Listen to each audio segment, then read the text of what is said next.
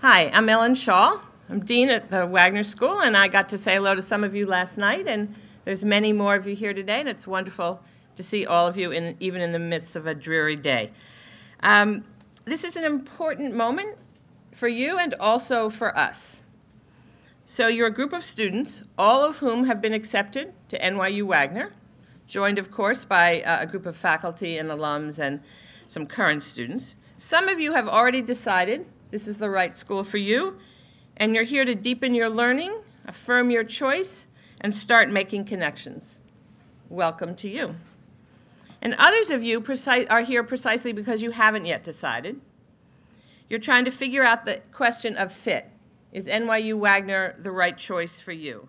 And for some of you, there are specific questions, and for others, it's more a wish to get a general impression or a sense of the place, and welcome to you as well. We designed the day to speak to both groups, to those of you who've decided and want to start connecting, and those of you trying to decide.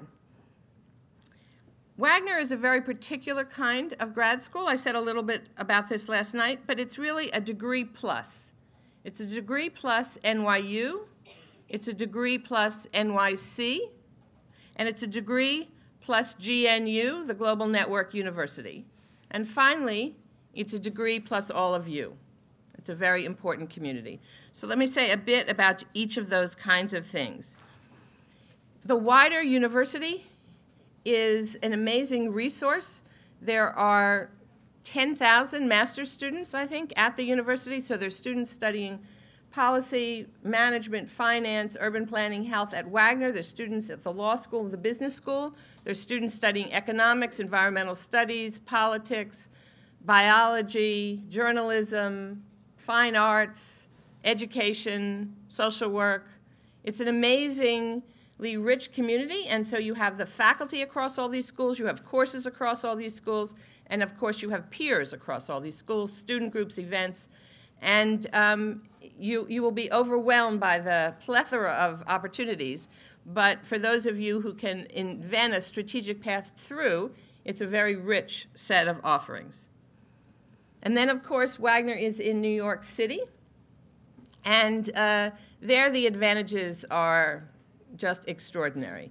So one of the wonderful things about New York City as a career and also as a grad student is that you can change your mind about your profession as many times as you want, and you can still find an opportunity. Right? So in grad school, you can decide, you can enter thinking, I'm interested in urban education, and therefore I want to work with a charter school company, or I want to work at the New York City Department of Ed, right? And then you can say, you know what, I'm really more interested in housing on an international scale, affordable housing on an international scale. Fine, you can pursue those opportunities. You know, you can change your mind incessantly. You could drive your friends crazy, but you can change your mind incessantly. And there are opportunities, people, alums, institutions, contacts that you can access. So it is an extraordinary resource. It's a world city. The UN is here. NGOs of all types are here. The government. It's quite amazing. And finally, the Global Network University. NYU considers itself really a leader in rethinking a global presence. We have sites on 5 continents. We have an entire campus in Abu Dhabi that we opened this fall, and we just signed an agreement in Shanghai to open a campus there. And in addition, we have campuses in Accra and Buenos Aires, in Tel Aviv, in Europe, soon in Sydney, and in DC. And as Rogan Kirsch says, it takes the sort of chutzpah of New York to imagine that DC is part of the global network. But because we know that DC is the capital of the country, but for us it's part of the global network as well. And then finally, all of you. We think the interesting ideas are at the intersection, and we have programs in urban planning and in health and public and nonprofit. And we think the mix of students and your background adds a huge amount to the education that you'll receive. As you may have noticed on the sheet that's on your table, the group of students accepted for fall 2011 come from 42 states and 55 countries across 6 continents. So for some of you, the question of, is NYU Wagner too much about New York? Is it all about New York? That's one of our answers on the table, no.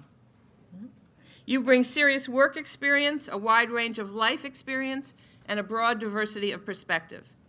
And as we move through the day, we hope the picture becomes more clear. But you should feel free to ask questions, talk to any of us, talk to each other. This is your day. We want to try to answer your questions. I want to give a special thanks at this point to Eileen Koo, who's the Director of Enrollment Management, herself a Wagner alum, and her team for bringing you all here and organizing both last night and today, such a wonderful event. And I want to ask her team to stand. They are mostly standing, okay. So there's Chris Alexander on my right, okay. Administrative aide, Marissa Jones, Enrollment Manager, Brian Roach, Assistant Director of Enrollment Management, and Eileen. So you've probably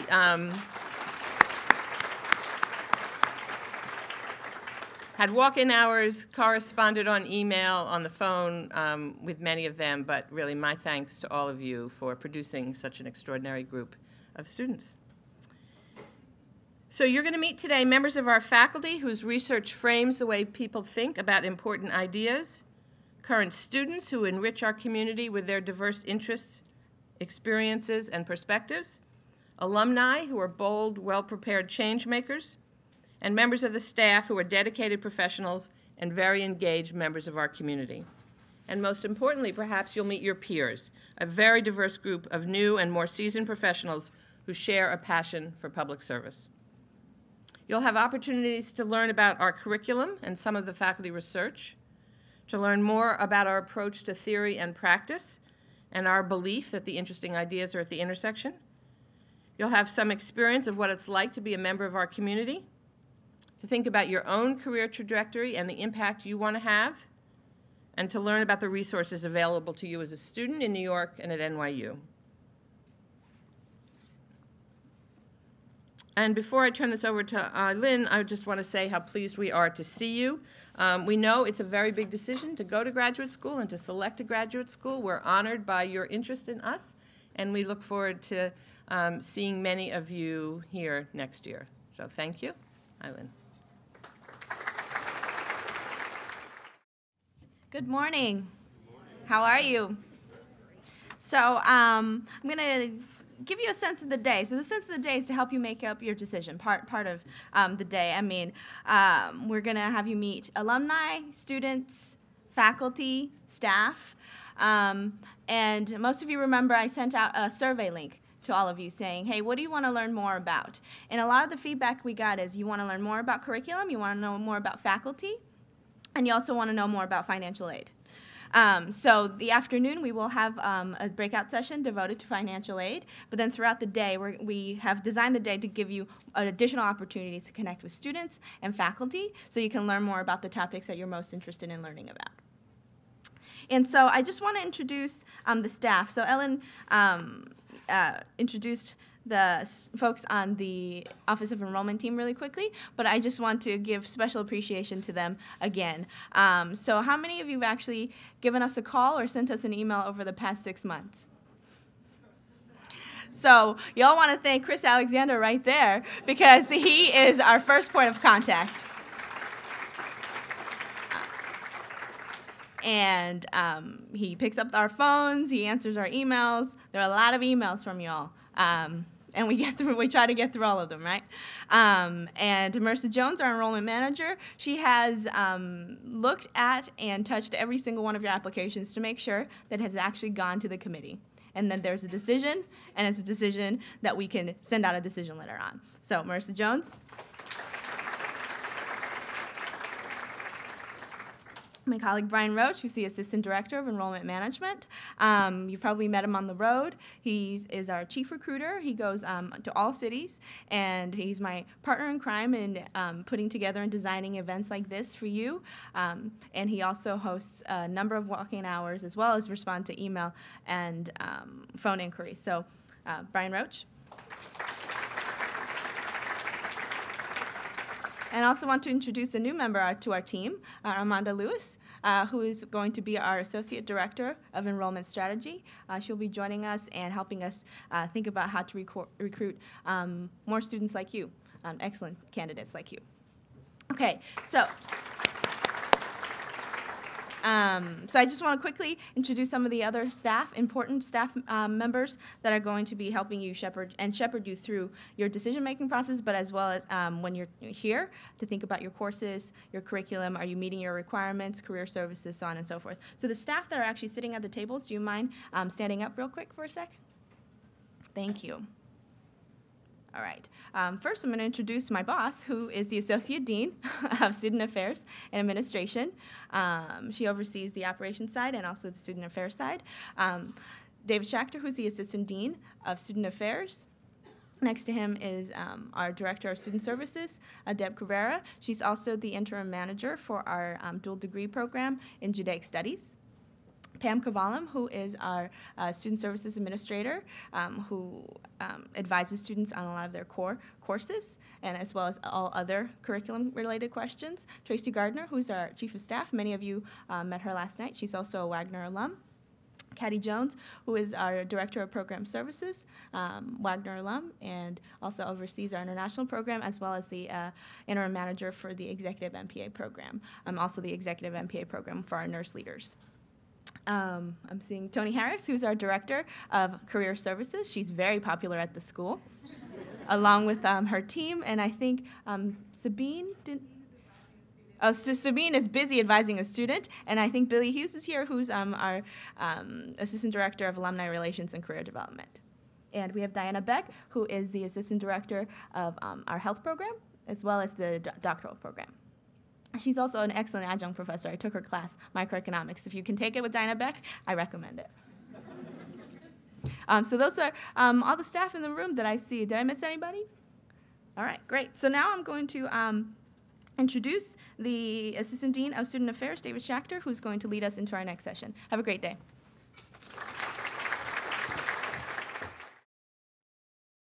As Eileen and Ellen said, today is about your decision as to whether or not Wagner is the right fit for you. Many of you have already decided the place for you to attend school. Others of you are deciding with a slate of others schools to consider, and some of you, life has happened since you applied to Wagner and are just trying to figure out whether or not this is the right time for you to embark upon a graduate degree.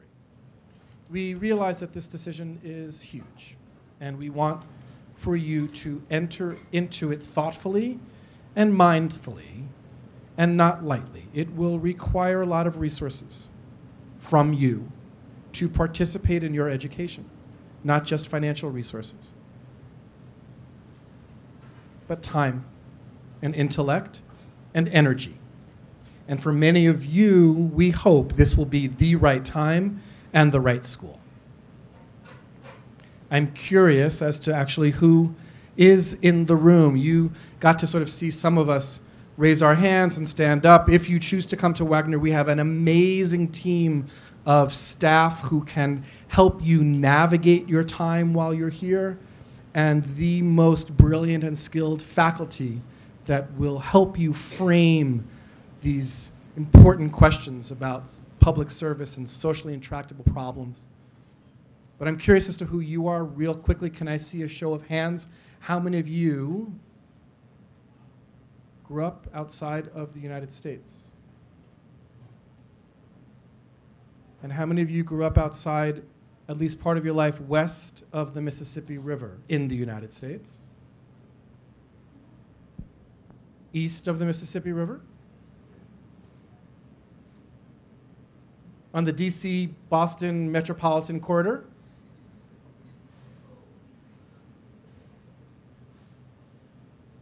New York City tri-state area?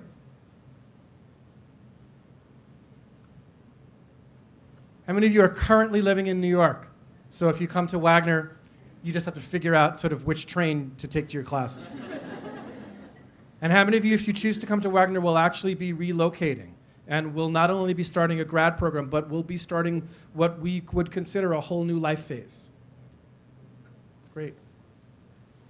How many of you already have master's degrees? You're going for a second or third master. Huh? How many of you have been out of undergrad longer than you would like to admit?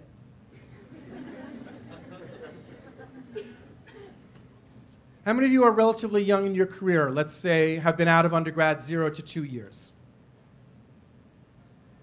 And 2 to 5 years? 6 or more? Great. And how many of you actually grew up in a town or have never lived in a town that had more than 40,000 people? Okay, there are more than 40,000 matriculated students at the university. NYU is larger than your town. And I say that somewhat jokingly and also seriously. We are a really big place with big ideas and a lot going on. And the diversity that you saw in the room, not only of origin, of geography, but also life experience,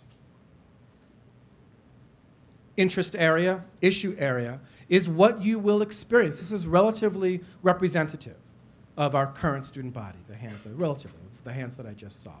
If you choose to come here, you will be entering a graduate program that will be diverse on many levels.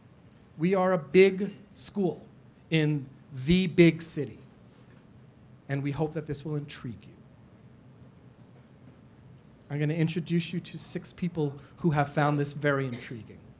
3 current students and 3 alums who are going to share with you their trajectory and why they're here and some of the challenges of being at NYU Wagner and hopefully the promise and the success of being here. I'm going to invite them one by one to come up to the center table. And there's 6 of us. You'll notice that there are 2 empty chairs. We're going to have a dialogue amongst them. And at a certain point, I'm actually going to invite you, if you have any questions or would like to join the group, to come up and have a seat at the table. Ask your question, see what it feels like, rotate out, give someone else a chance. This is the kind of place where there are many, many seats at the table, literally and figuratively. We're going to sort of play that out this morning. And if you're not ready to sit at the table, that's okay. We'll still take questions from your round tables. So first, can I see Carl Watson? Carl, you want to come up? So Carl is a full-time student at Wagner. He's in his 2nd semester. Carl works full-time while he's a Wagner student. He actually works at New Visions for Public Schools. Carl was born in Brooklyn. He moved to Jamaica when he was a young child, and then sort of in his middle childhood moved back to the New York City and went to New York City Public Schools. Carl graduated from Temple University in Philadelphia with a BA in English and a minor in Spanish. And his interest areas lie particularly with education and building capacity of school system leaders. Grizel Casero is another current student. Grizel is a part-time student. Grizel grew up between Cali, Colombia, and New York City. She went to BU, Boston University, for her undergrad in economics and international relations. Her professional career interests include international development and capacity development for international NGOs. She currently works at one of our research centers at Wagner, RCLA, the Research Center for Leadership in Action. Camille Paredes. Camille is a current student who is graduating in May. I can't believe it. Camille went to undergrad at GW, at George Washington, got a health degree. Camille is a native New Yorker. She grew up in Queens. She's in our health program, has a particular interest in hospital administration and healthcare consulting, and has an administrative fellowship as soon as she graduates from Wagner with NYU Medical School. Erin Wagner. Erin is another native New Yorker. Erin grew up in Staten Island. Went to SUNY Albany, State University of New York at Albany, with a major in economics. He graduated from Wagner in 2009. Erin came to us today from DC. He currently works at the United States Office of Management and Budget. His interest areas lie in urban policy, with particular interest in fiscal policy, financial services, and the intersection of environmental policy and economic development. Rosalind Ross. Roz is another Wagner grad. Rosalind graduated in 2005 from Wagner. Roz grew up in a very small town in Mississippi, Enterprise, Mississippi, where her family lived for 3 generations. She went to undergrad at Spelman in Atlanta with a major in economics. When she graduated from Wagner in 2005, she wound up working for an urban real estate investment firm in DC. But in 2007, she moved to New Orleans. to work for a nonprofit organization by the name of Providence Community Housing, which is a nonprofit community housing and community development organization that was started after Hurricanes Katrina and Rita, and Rosalind graduated from our urban planning program. And last but not least, John Sendak. John grew up on Long Island, went to Colgate as an undergrad. He actually went to, after undergrad school, he actually worked as a consultant for a major firm 5 years before deciding to go to grad school. He graduated from Wagner in 2004 from our health program. And when he graduated, he spent 6 years as the chief financial officer at the Glen Cove Hospital out on Long Island, and is now the associate executive director for hospital development at North Shore University Hospital. I'm felling. It's lovely to see you guys, and thank you for joining us. I'm hoping that someday you will, or actually today, you may see yourselves in some way, shape, or form here with these folks. Thank you for joining us this morning. So, all these people want to know if they should come to Wagner. They want to know if they're going to get it, okay? So they want to know if they're going to get a job. Or if Wagner will help them in their current job. They want to know what it's like to go to a large university in New York City, possibly. They want to know what the Wagner network is like. They want to know how hard the coursework is. Are they going to be challenged? Will they be able to do it? Are the challenges worth it? And what does it feel like to be a student here? They want to know why you stay connected, and will you continue to stay connected? So I have a question for you, all of you. Could you paint a picture for us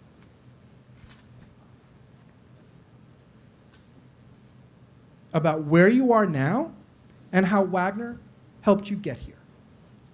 Paint a picture for us. Where are you now, and what did Wagner have to do with where you are in your trajectory?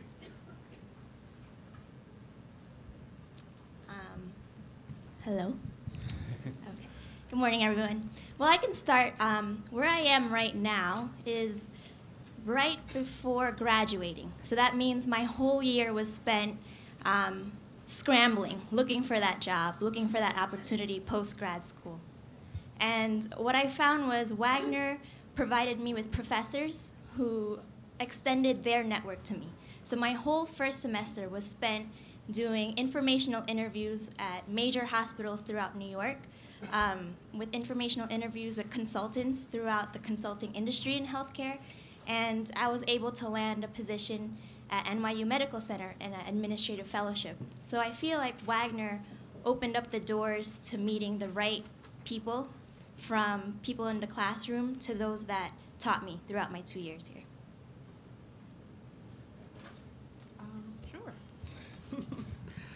Good morning. I think for me, Wagner helped me to think through some things. I think one, I come from a finance background, so I think I needed another way of thinking about social problems that didn't involve spreadsheets and does it make sense, opportunity cost and cost-benefit analysis. I needed another way of thinking through some of these social problems.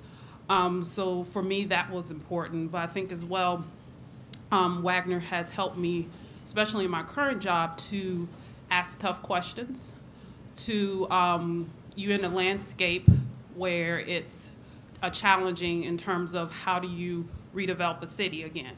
And so it taught me how to ask those important questions, how to think through urban planning problems where you have to think about geography as well as people, as a culture, as communities, and what does that mean pre a catastrophic event and then post a catastrophic event.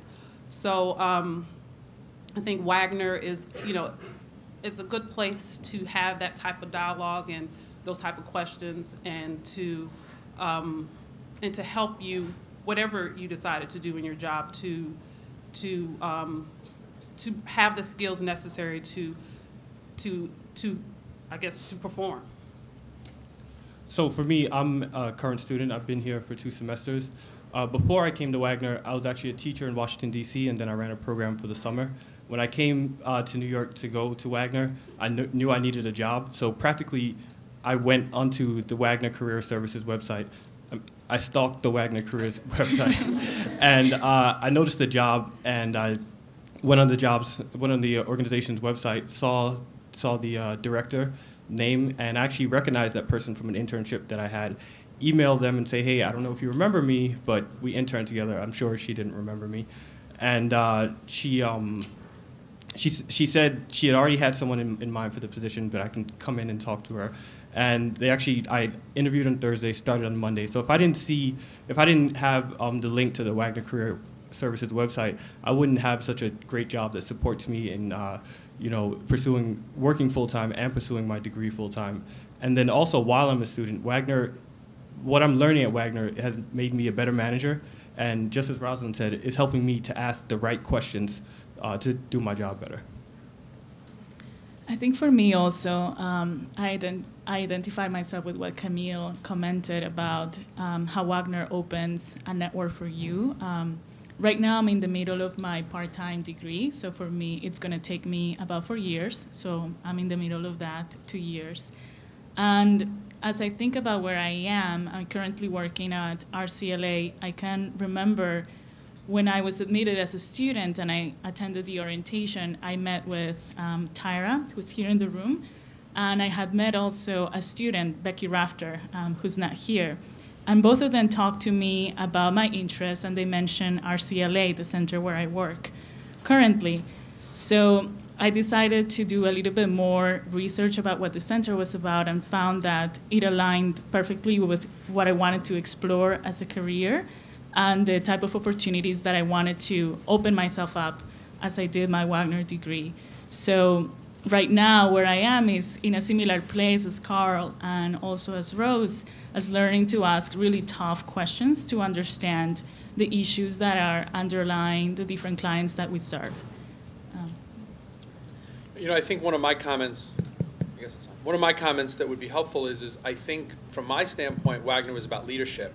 And I think being a hospital administrator and having been in a couple different places as a hospital administrator, I can tell you that what you get here that I find different from a lot of the other students, and we hire obviously a lot of graduates, a variety of different programs, so I've learned by watching the outputs some of the differences between graduates from places like Wagner and graduates from other places that may have people with similar letters after their name, is that there's a real difference in terms of the exposure you get to understanding about leadership. Skill set is one thing, but a framework for thinking about leadership is another.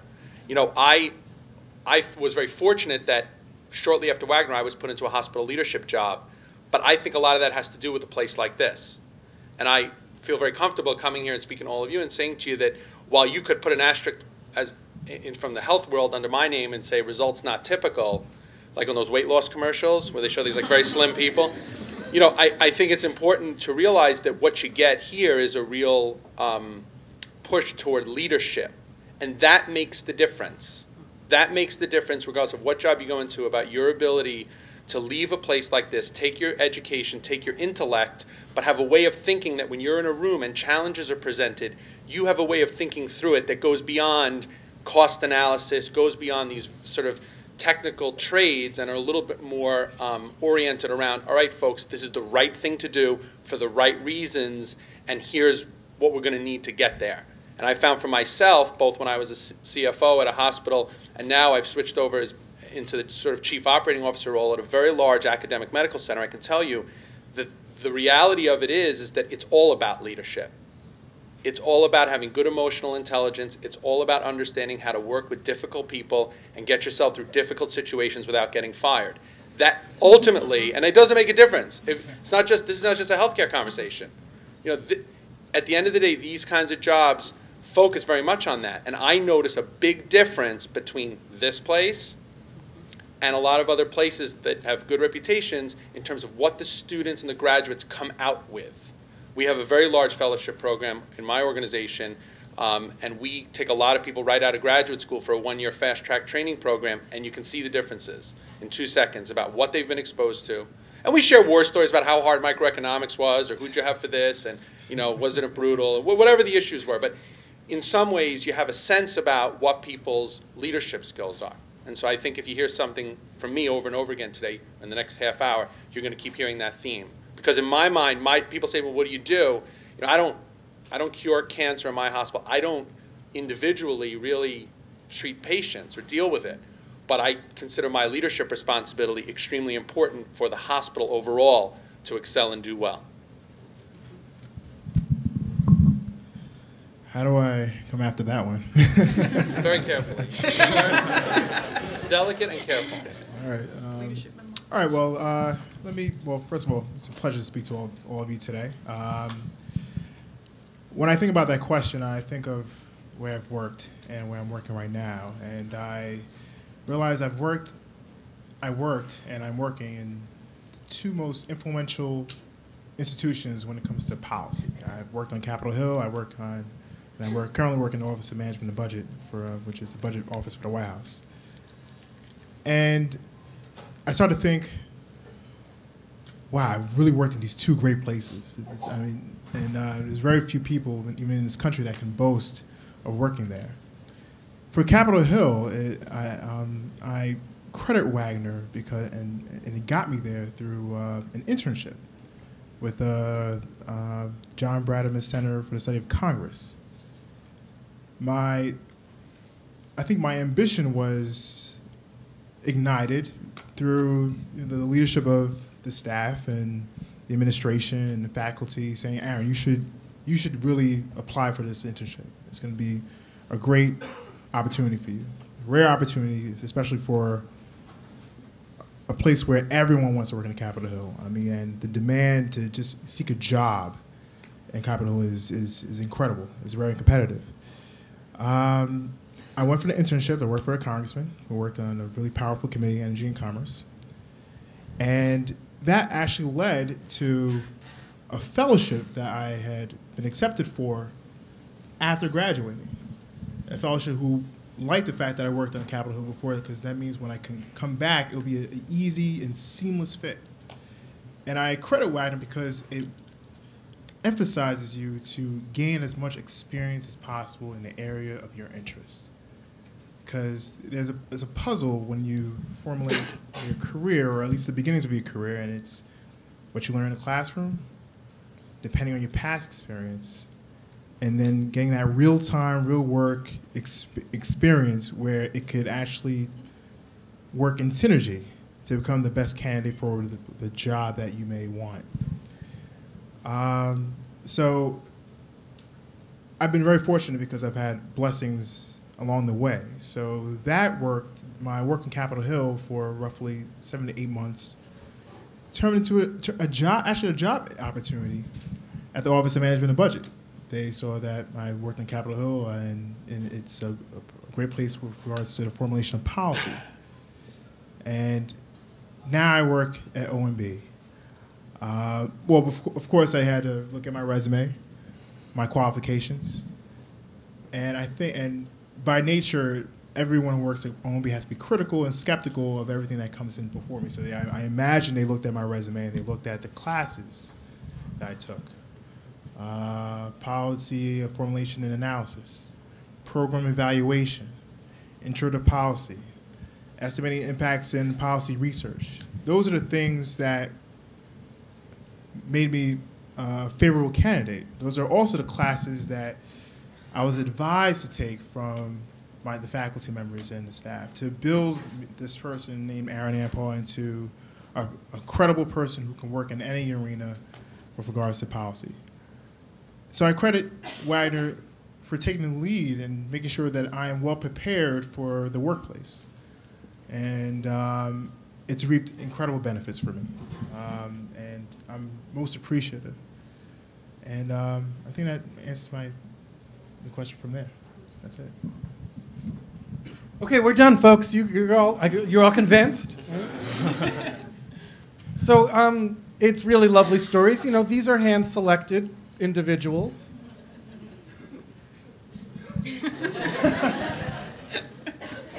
So what are some of the challenges, right? How has or did Wagner change you, force you to look at the world in different ways that you hadn't anticipated, and that hopefully, to your benefit, has allowed you to take up leadership roles, behave differently, look at policy initiatives and the impact on populations in a different way? How has Wagner challenged you, right? We heard your successes.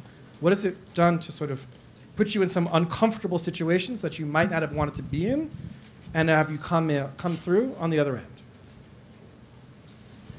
Well, if I begin, I think John touched upon something that for me is very interesting, and is also challenging somewhat, and is what we understand as leadership. And working also at the Research Center for Leadership in Action, I've noticed that we all have different notions of leadership, and working in teams is a big focus at the university. So at Wagner, so it focuses you, or it forces you to recognize leadership in others, but also to identify what you understand as leadership and how you exercise it. So I think even though that's one part of a challenge, maybe a soft challenge, is something very constructive, not only for you on a personal level, but also as you think about how to make your work more effective and also teamwork more effective. So I will say, I'm glad that you mentioned that part of your experience at Wagner, because it's definitely something that I've experienced as well.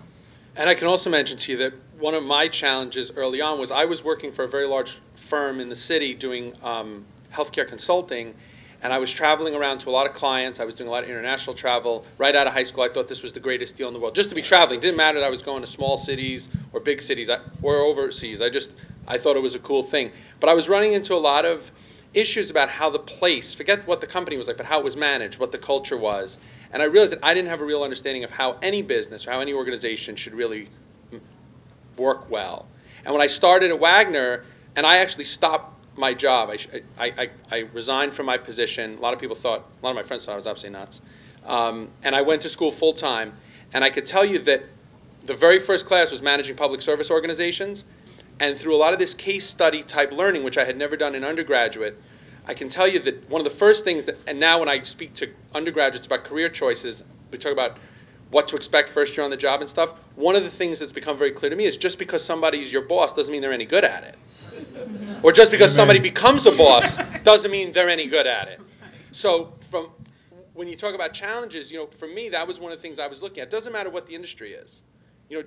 Leadership, we're going to keep going back, comes in a variety of forms. And so one of the things that Wagner helped me identify was that if you really want to be good, it's also about being able to identify poor performing people in an organization and figure out how to deal with them to allow the overall organization to function. And I think what you get, it doesn't matter whether you do public or not-for-profit or urban planning or whether you do health, at the end of the day, on the employer side, those things are all relatively close. Did you get a good understanding of organizational dynamics and public administration as an approach? And if you do, I feel very comfortable. I went to the health program here. If tomorrow I needed to go work for a governmental agency, I feel totally comfortable being able to do it. And I think people who work on the government side or who work in urban planning tomorrow could apply for a job in a hospital, and we'd have to show them a couple of things, like where the men's room is or where they park their car. But after a while, the skills are somewhat transferable. And so my challenge, and it'll be interesting to hear whether my co-panel members agree with this, but my challenge was I found it very enlightening to get to a school that was able to show me how do you manage an organization. That's not intuitive, and that's where you sometimes end up with bosses who are poorly trained and who get into leadership jobs that they probably have no business being in. And so this can be a development plan for people to end up just being good at it. You're not born with it. You go to graduate school so you can learn some of the tricks of the trade to deal with it. Yeah, I think I definitely know where you're coming from. And with regards to, you mentioned MPSO, Managing Public Service Organizations, and it really analyzes the role of leadership and how you can become, or how you can assume a different role, a different aspect of leadership where you may not lead by being in front, but you may lead by actually directing where your organization, your group goes. For instance, so the way I work is a very flat organization. It's just, you have the program examiners and you have a chief of the small little division, right? And so sometimes the chief may not know everything because he's distracted by other things that are going on. So it relies on you as to be the leader in terms of the policy area that you're responsible for, and sometimes the chief may make certain decisions that supersede yours, but you have a way of influence, a way of swaying that decision, and of course with objective analysis that you just can't make up. But so you may not necessarily be the boss of the the supervisor of a division, but however, you can also, I think the challenge is identifying how to insert yourself in a role where you can still see or experience or engender some sort of outcome. However, you don't have the label, the title, and I think that is a key, especially in public service organizations and government too. So, yeah. With my experience, I came into Wagner thinking I was on top of the world. I was a good student in college. I did all the requirements. I had a great job prior to coming to Wagner.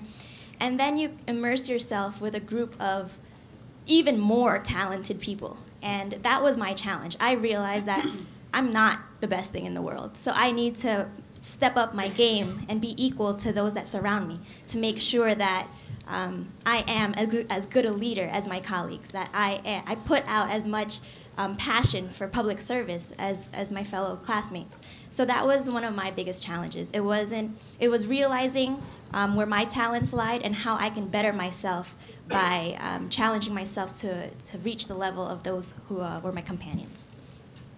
I think for me, it was, if you guys remember from last night, one of those creative leadership posters, the death type rope walking. I think for me, Wagner gave me the confidence to look at that as a milestone for doing the work that I do, because going into an area where you have this landscape of different type of urban development problems, you do that on a daily basis, where you walking a very tight rope and you're trying to figure out, you have your projects and you have the things you're trying to do, but you also have these kind of landmines that you're trying to step over, overcome. I think Wagner helped me to not see those as just something to walk away from, but something to look at it and go, okay, you're here, I see you, and how I'm going to get through it, or how I'm going to get, I don't want to say over it, but how at least I'm going to get through it. How are we going to work together? You work in these, talk about MPSO, you work in organizations. I'm working in a new organization relatively. I've been there about as long as the organization's been started. So I'm in an organization, it's new.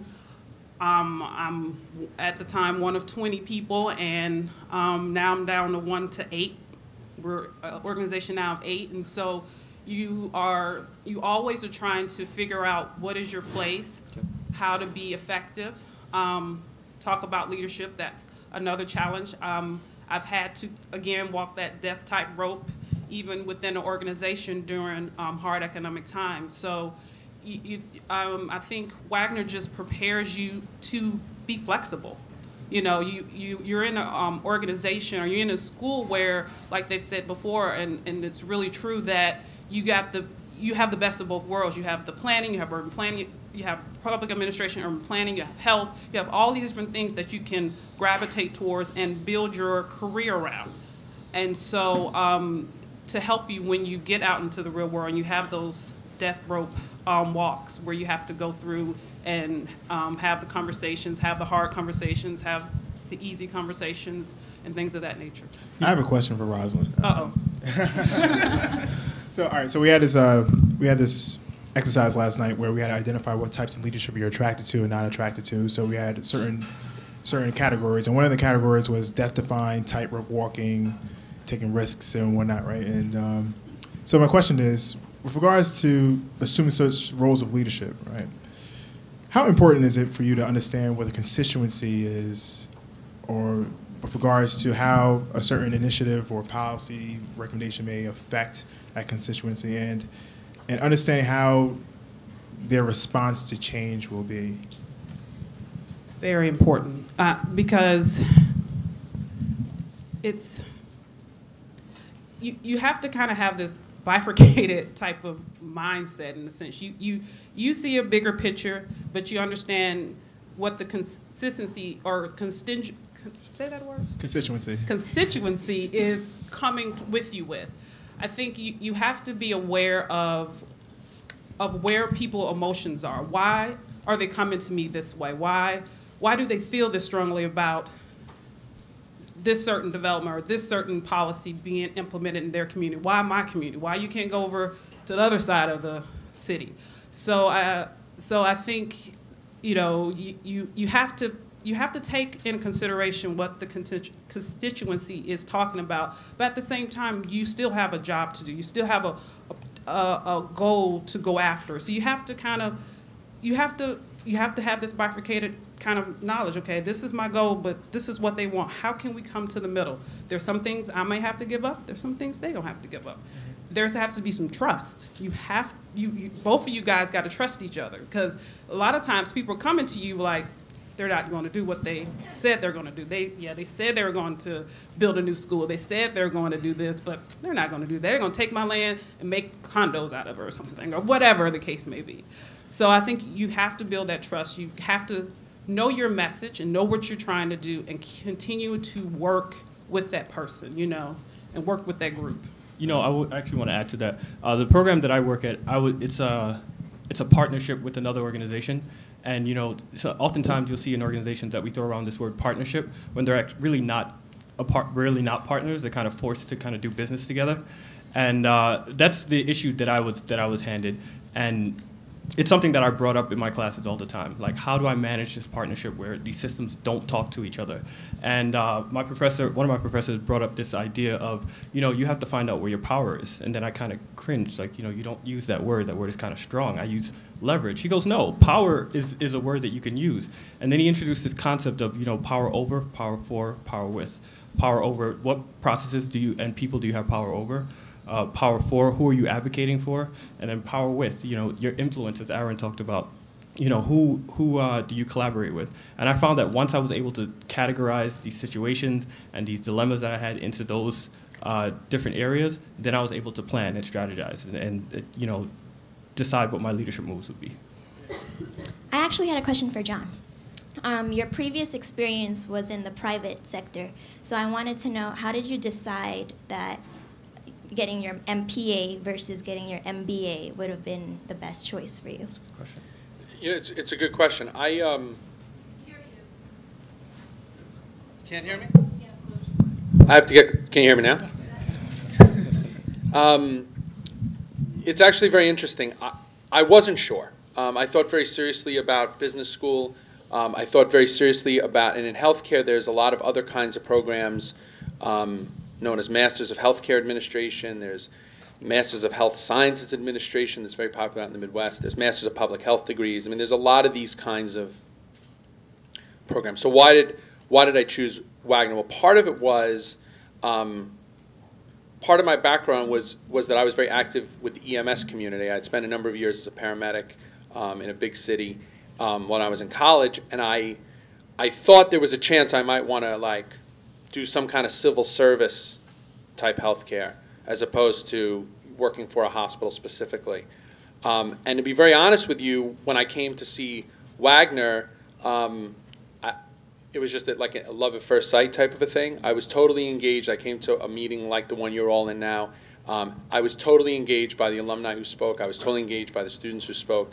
And I thought to myself, at the time that it's going to make a difference between an MBA versus an MPA versus this degree or that degree, is it really going to boil down to the degree, or is it going to boil down to the reputation of the university? And is it going to boil down to how I can articulate what I've learned and how my experiences are? And in the end, I just decided that it wouldn't matter. And I still feel that way. I think that, you know, for those of you that are looking at a career path, and I think this was mentioned earlier, and I think Dean Schall mentioned this as well, you may change your mind 9 more times. You know, so in fact, you probably will, or at least twice. You know, there's days that I sit in my office and I notice that my hair is graying faster than I had hoped it was going to. That, you know, sometimes that there's easier jobs out there, and maybe I should make a change. Not because I'm not happy, but you're always sort of thinking in your mind, like, what else would be kind of cool? And I think that one of the nice things about a degree from here is that it gives you a lot of those kinds of opportunities for those kinds of leadership options that aren't so focused on, you know, very specific curriculums or very specific non-transferable skills. And so for me, that was you know, that was what made the decision. And as far as I'm concerned, you know, it remains the right one. The fact that I have, in, you know, 8 years or 7 years after graduation, that I still have distinct memories of funny things that happened in the classroom, awkward moments in a group project, spilling my milkshake on myself at the burger place around the corner before class. I mean, the fact that I have specific memories of what went on here means that it was remarkable to me, meaning that it wasn't just an experience. And I think if you're going to commit 2 or 3 or 4 years to going to graduate school, you might as well get totally engaged in it and hope that it does have that impact on you, because there are easier ways to do this. And one of the things I'm sure all of you have found in places that you've worked is that people can get degrees from places that are just easier. And this is a place you're going to have to work pretty hard. I mean, there's definitely moments of total frustration. But I think that's why when students graduate from NYU and start applying for jobs, people go, oh, you went to Wagner? Now that's a place. Before I open it up, sorry. Before we open it up for any of you who may want to have questions, I'm wondering, do you think that there are folks for whom Wagner is not right? Seriously. Is there sort of? Yeah. And so what might those people characteristics be? Because this can also help determine whether or not this is the right fit for you. Not only what works, but so who Wagner might not be a good fit for? When you guys want to take it? I'll go. I just don't want to monopolize. I think Wagner is not a good fit for those who lack ambition and who are timid. And they're kind of tied. I think we should be real. We live in, well, NYU is situated in the largest city in the country. Well, even though one of the largest cities in the country. And there's a lot of issues in New York City. There's a lot of issues nationally. There's a lot of issues internationally. And I was reading a New York Times article the other day, and a lot more students are coming into public service. They feel as if that there's a need to address certain issues that have affected them personally or that they've witnessed. So it's the market with regards to the students who are interested in public service is now becoming more competitive. The intangible component within yourselves is to have ambition. Ambition will drive and will pay benefits with regards to you getting to the place you want to be. You can't be timid. If you're timid, that means you're going to be more conservative with regards to how much you strive to get to the goals that you've set out for yourself. And you end up being your worst enemy as well. You have to be very ambitious. You have to go out and take some risks. I mean, going to grad school within itself is taking a risk. It's a calculated risk. It's maybe a smart risk, but it's a risk nonetheless. But it's a risk that I would assure you in some sort of way will have high reward, intrinsic value, and also a realization that you actually did it if you have ambition and if you have an idea, vision of where you want to be 2 years, 5 years. I think David has a analysis where you think about how this will affect you in 10 minutes, and 10 months, and in 10 years, and you have to start thinking forward. I think chance favors the prepared mind, and you have to have that drive in order to get to your personal promised land. So, I would have to say, if you don't like people, please stay away. It will make our group projects so much harder to have you in our group. A big part of Wagner is being part of a team, starting from MPSO, which is Managing Public Service Organizations. In your first semester, you are put in a team and you have to work with others to get a goal, to have results. And if you do not like working in teams, or you don't like people, it's just so hard to work with you. But if you are challenged yourself in that way, where you know you're not that good of a team player, but you'd like to work on it, then please come, because this is where you will learn how to work on a team. Even Capstone, you are with 4 to 6 other individuals for an entire year, where you have a huge, big project with clients, and you have to know how to work with each other, how to find compromise, and that's a big part of Wagner. I think in addition to that, both of your comments working with people and also maybe being afraid or intimidated or timid, I think for me it boils down to dealing with complexity and ambiguity.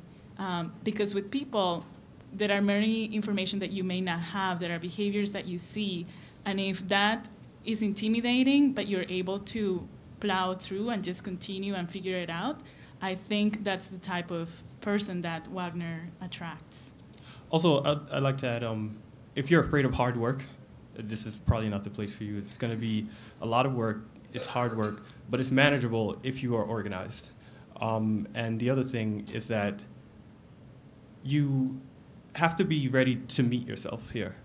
You're going to be confronted with a lot of issues that, you have to, these case studies that you do, you have to decide, you as the manager, where would you go? So you have to be able to confront yourself as, what are my values, what are my beliefs, and how has everything that I've done and learned and been through up until this point, how does that affect the way that I'm going to make decisions going forward? And one comment I'll make is I have a tendency to send a lot of people to admissions here who I meet who express interest. We get a lot of college students that think they want to get involved in healthcare. Or ones who are out of school a few years want to make career change. I just summarily send them over here. But I warn them all ahead of time before they go to admissions what this place is going to be about. Now, I told you before, I came from working in public relations for many years, so if there's one thing I was pretty good at, it was spin. And so when I got here, and I won't mention the professor's name, I wrote this paper, I kind of did it quick before the thing. It was very well written in the agency I worked for, gold star. And I got it back with a picture of a shovel on it. And the professor said to me, you know what you're going to need that for? Implying the amount of BS that was sort of entwined in it. And I remember being totally offended, but thinking to myself, good for her. That she was, I'm serious, that she was willing to kind of send me on my way and go, listen, this doesn't fly here. And we're going to have to get down to the next level, and you can analyze it and think it through significantly better than this. There's just no easy way to deal with stuff. There's no thinking that you came from a good place, you can kind of work it through. I think you mentioned it before about you came in as a good student from undergrad, and this is the place where now you take it to the next level. And I think that I think what everyone's saying here is that it's not a question of trying to be anyone here trying to intimidate you, but everybody comes at this from a different angle, and if you're totally engaged in this stuff and you're passionate about learning about the next phase, like I was just excited to learn how to manage something. That's why I came here. I wanted to develop, eventually be in a leadership job. And so for me, that was what I was excited about. If you're not that excited about it, and this is just kind of something you're thinking about in the back of your mind, as I said earlier, there are easier options out there. Yeah, I think just to wrap it up, if you're not willing to take the challenge, I think you do have to kind of reconsider, because this is a challenge. And not that, you're going to be in your books and you can't work, but it's a challenge because you put this investment, you want to make sure you get the return. This is me going back to finance always. You put this investment in, you want to make sure you get your return. And I think, Wagner challenges you. I mean, I'm sitting here in a Roundtable. And I'm challenged still, 6 years after the fact. And so you have to be able, you have to want the challenge. You have to want this. You have to want your classes. You have to want being in the teams. There has to be that want there. You can't come in here like, I'm just going to go to grad school. All my friends in grad school, I'll go to grad school too. Because it's not going to work. You have to want that talent. You have to want to go out there, somehow work a full-time job, work a part-time job, and go to school. You have to want it, and you have to want to be engaged. And if you come in here and you accept and get that want, I think you will get so much out of it. You will get, I'm still baffled, and I'm still amazed by Wagner sometimes. I'm like, wow. And I'm glad I picked Wagner and not, other schools that I was thinking about, MBA schools and other public policy schools, because this is really have been all the things that I've needed, post Wagner. I always go back to Wagner and go like, I remember that in Wagner in that class, or talking to my friends about it, or working through it in Capstone or MPSO or all the other classes I took. So you have to want it. I think if you don't want it, take a minute and and reconsider or think about other things. Just to add just a little bit, I was born and raised in New York, so the location for me was great. I love New York. I can't imagine being in another city.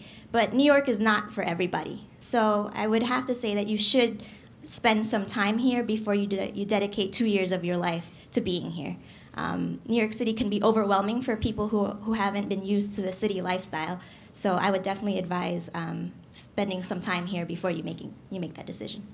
Erin, do you want to have the last comment, and then we're going to open up for questions? The school's a community, I think Wagner is not a good fit for those who do not have the humility to understand that you can learn from others that are around you. Every class is going to have some sort of teamwork session, assignment that would require you to provide input and for you to hold your own weight. I remember one class, I'm not sure for the youngest, for the current students that if it was complicated, but financial management. I assumed and said to myself, economics major, I worked at a bank before, it'll be okay. It's one of the toughest courses that I had. And I got through the course and did well in the course because of the teammates that I had. I realized that I needed to be humble enough to know that there may be other students that may be more experienced in financial management, and then they can help me. And they did. And so you have to have the voice in your head saying, you know what, maybe if I reach out to my classmates, I can learn more and I can excel. And I think that's a microcosm of the world today, where you reach out to those who may be more experienced so you can excel and they can bring you forward. And then you can also bring them forward in some sort of way or fashion in another area. So, thank you. So, any questions for our folks? Anybody do you want to come to the table and ask the question, or would you prefer if I came to you? Come on up. Come join the table.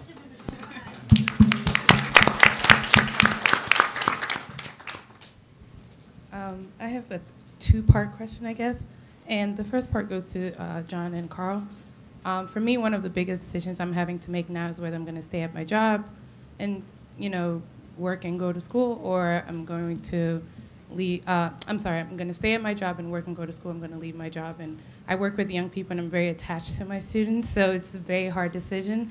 And so for you, what has your experience been working and going to school? And for John, what made you come to the decision to leave your job, and what was the experience like? And following up with that, for all of you, what was and what has been your strategy to get the most out of Wagner if you're going full-time or part-time? So I'll start since I'm the current student. I made the decision to go to school full-time and to work full-time because, number one, I wanted to complete my degree in 2 years, and number two, I knew that I needed to work full-time in order to live in New York. So that was a strategic decision that I made. And also, I came from being a teacher, and I still wanted to be connected. It broke my heart to leave my kids in D.C. I still wanted to be connected, to the school system, working in schools. The way that it's done, it's not easy. I joked with Rita over there that, you have to give up something, and I gave up sleep. But in reality, the way that it's done is that you need a really strong support system. Like, this is not a decision that you can make on your own. It's a life decision. Island says, sometimes, if a mother is going to NYU, before she makes her decision, she'll bring all her kids and her husband, to see if this is something that they can work out together. And I have an amazing support system, a great family, a great boss who has a lot of respect for NYU Wagner and sees that, wants me there for a while, so gives me the support that I need in order to be flexible to meet the requirements of work and school. I just actually want to add to that. It's hard. So we actually think if you're expecting to go to school if you're expecting to be a full-time worker while you are going to Wagner, there will be trade-offs for you. You will not be able to go to all of the events. And your scheduling will be challenged by your other outside of school obligations.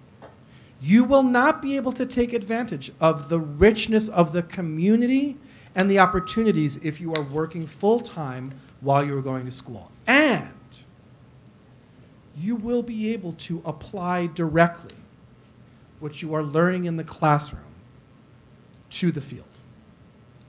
And you will be able to contribute to the course discussions in a different way, in perhaps a more fuller, richer way than those that are not working full-time while they're going to school. There is a trade-off to it. And we want you to be really clear about that, because we do talk a lot about community here at Wagner. We host nearly 500 events at the Puck Building annually. Even as a full-time student just doing a 10 or 15-hour internship, there's no way that you can take advantage in all of the activities. We want you to be thoughtful up front about the trade-offs that it will take. You will have different experiences, whether you are working full-time or working part-time and going to school. It's something to think about, right? And one of the things that makes Wagner unique is that we actually encourage folks to work while they are going to school. Many of our peer programs, you can only go full-time. We offer classes at night, but night for us means 4:55. And so you may need to make some trade-offs and negotiations with your employer that I actually have a class every Monday night and I need to leave work at 4:30. And we will have opportunities that will require you to maybe use some of your vacation time, right, to actually attend required events at the school. And yet you will gain a richness and a robustness of your experience by having both the theory and the practice. Does you guys make sense? Yeah? Agreed. Good. Thanks. Anybody else have a question? I saw some hands up over here. Do you want to come up? Great. Thank you. Sure.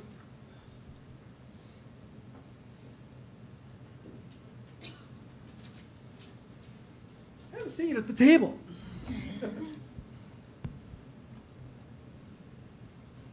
Hello, my name is Monica. This is a bit of a specific question, so I hope this is at least applicable to some of you guys. I'm actually debating between DC and New York school myself. So DC being such a hotbed for public policy and being that all of us are very interested in public policy, I don't know if any of you guys were, through your decision-making process, were taking into account location and internship and career opportunities and where you're going to be afterwards, and how you would compare the two cities in terms of when you were going through the decision-making process, if it was a factor. Well, I'm biased because I'm from Staten Island. So with regards to New York, I didn't see that much of a, how should I describe it? I didn't see much of an added value or at the marginal level for moving to DC, because of the fact that New York City, with its diverse group of people and public policy issues, I thought I could learn the same issues as in DC. It didn't really affect my decision-making process, because I did apply for schools in Washington, D.C. I mean, of course, Washington, D.C. is a hotbed for it. I mean, it's undeniable. I mean, I live there right now. But I also had to look at certain things with regards to NYU and what resources it are offered. And one of the main things I noticed is that it has a huge alumni base that you can connect towards to. I personally felt that there wasn't a school in D.C. that was better than Wagner. And that's something also that I factored into my decision. I'm comfortable with New York City. I'm comfortable with the area. I have a support system in the area as well. That also factored into my decision. And on top of that, it's a great school. I mean, and of course, I say that because I went to NYU, but if you just look at the things that are said today, the literature that you will read, the different take that the school has with regards to public service. You start to get an inclination into saying that, you know what, this school is really about something. There's something about that might be magical in the school that I don't want to like skip out on. And so that really led to my decision. And if the concern is if you go to school in New York, will you still be able to network and be able to get a position in DC? One of my friends who is a policy person just accepted an offer at the Congressional Budget Office. So, and Erin works in DC. So it's not as though you come to NYU, you're limiting yourself to jobs in New York. You can use what you learn from such a big city in New York and bring it down to DC. There's a shuttle every half hour. And the flip side of that, thank you for the question. The flip side of that is that if while you are actually taking classes and you want to intern in DC in the fall or the spring, you will physically not be able to do that. But you can intern in the summer on the Hill or in DC or in a think tank. So if you know you want to be in DC, there are advantages to going to school in DC. Right? It's pretty clear. And yet there are ways to use your time and maximize your time in New York wisely through assignments, through creating a network, and through what you choose to do in your summer, assuming you're going in your first and you're going 2 years full time. How you sort of plan your time and maximize your resources can certainly, from Erin and the Camille's example, will not limit you at all. Great. We have time for just one more question. Yeah, come on up. Hi, my name is Sika Cedro, and I'm actually debating between two schools here in New York. And getting international exposure is really important to me. And I've heard people mention that you get an understanding of public affairs through a global context. And I wanted to hear from any of you if you had opportunities to study abroad, and I wanted to also hear you speak about what it means when you talk about getting that global context. So that's two questions. So I'm an international specialization, and currently I'm taking a class called Politics of International Development, which primarily speaks to what Rosalind spoke about, bifurcating your views and trying to understand different stakeholders and also different arguments, even as to what you define as development. So I think that, to me, is also the first class in my specialization. So it has been challenging in the sense of keeping track of all of these arguments, but then there are opportunities that are speakers. So last week, the author of 23 Things They Don't Tell You About Capitalism did a talk here at NYU, and he presented his view about these 23 points that we're not discussing in international development. So that was one thing, and then next week, Amartya Sen, the author of Development as Freedom and a Nobel laureate, will be also coming to NYU to speak about international development. So those are just two examples that I can offer, just being in an introductory aspect of my international specialization, but also something that keeps me really excited about continuing the program is that there's actually a couple of international courses. So there's one in Accra, in Ghana, where you actually get to work with organizations in the field. So I guess those are two things that I can offer, and also the experience of the people in your classes. I think that has been mentioned before. Some people have been maybe recently exposed or have been in the field for many years. So you can actually, as you learn about an argument that is valid in the academy, then you have a person that says, well, actually, this is happening in my job, and how do you deal with that? So, and we actually are going to have a breakout session this afternoon that's going to focus specifically on NYU Wagner, the Global Network University, and the international opportunities that are available to you. You should know that in all of our new courses over the last couple of years, whenever we have created a brand new course, there must be a global component to it. So we realize that we used to call ourselves in and of New York City. We now know that we are in and of the world. And so even if you're not in the international specialization track, you will be exposed in some way, shape, or form to global perspectives. No way to do this work anymore without that attention. So it's a great question. We're going to wrap this up. I'm going to turn the floor. Are you going to tell us what? Okay, I'm going to turn the floor over to Eileen. She's going to help us figure out sort of where we're going next. Many of our alums are staying for lunch. You'll have a chance to talk more with them. Also want to let you know that there is every Friday night, the Wagner Student Association hosts a happy hour in the various student groups. And should you stay for the whole day and you come back to Puck for what's happening at the end of the day, there will be student reps, to escort you or usher you to the happy hour if you so desire, to have a little more informal discussion with our current students about some of these questions that you didn't have a chance to ask at the moment. I want to thank our current students and our alums for coming back and sharing their experiences with you. We have some